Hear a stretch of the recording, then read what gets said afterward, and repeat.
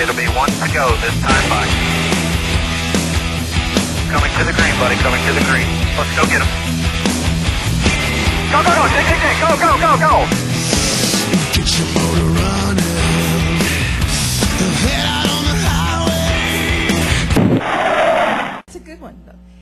Karen Kornacki, KMBC TV, the ABC affiliate here. I actually have two questions. First question, we talk about the seasoning of the track and everything. Just, last year we saw a little bit of 3 wide. Just if you see that as a difference, and we haven't seen the cars of tomorrow that you're driving out on this track. So just some thoughts on that. My second question is just, you could have 2 races here. How you feel about the potential of coming here to Kansas City twice? Well, I think the track is certainly aged. And typically that's what happens when tracks get older, the grooves widen out, you have more options, assuming the track is shaped to accept that. And this track is shaped to accept that. So I think we'll see some of that on Sunday and Saturday as well. And I think that's ultimately good for racing, is being able to run different places. I think that's a good thing. As far as being out here twice, I don't know. I think that Clinton thinks we should. I'm a proponent of being in as many places as possible, which may or may not mean that I want to be here twice. I think it's in our sport's best interest to be in a lot of different places, and where those different places are, however it maps out, I think that's really good. So, I don't spend a whole lot of time thinking about whether we should be in a place twice or not, because I don't get a vote. So I really don't think a whole lot about it. Jim Pedley with the Kansas City Star. Jeff, Clint Boyer is going, he's up to his neck in the chase. He's up to his neck in the nationwide race. He's more than just that. What have you noticed about him? What are the pressures he's facing? And would you personally want to be going for both at this time of the year? Well, if you set out to win both championships, it's a hell of a lot better than not going up for both. That's the way I view it.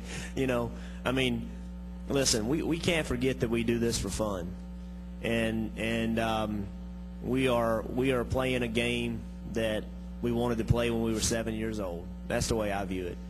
And having an opportunity to race for championships is a hell of a lot better than not having that opportunity.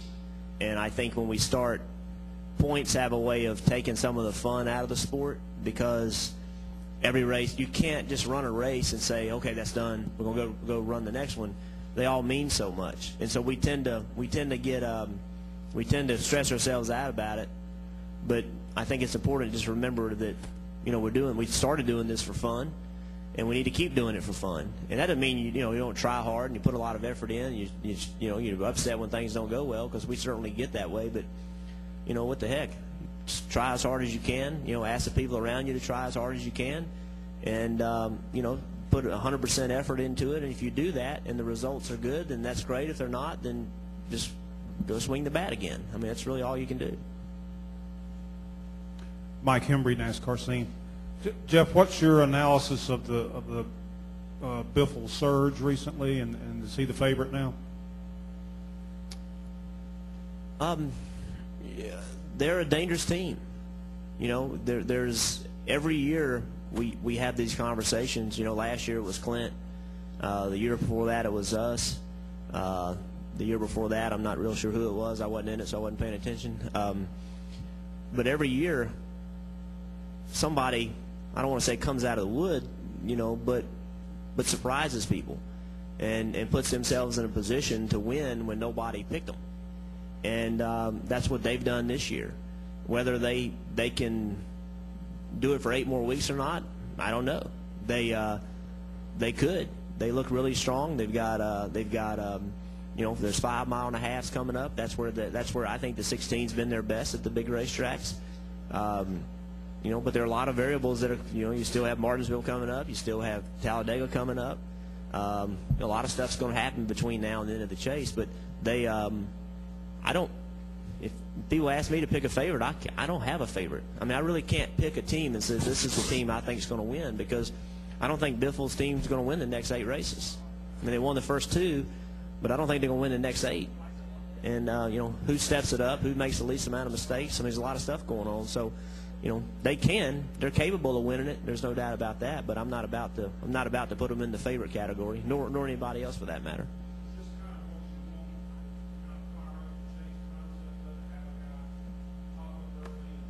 It's not what I want. I want to be leading it. Might be what y'all want.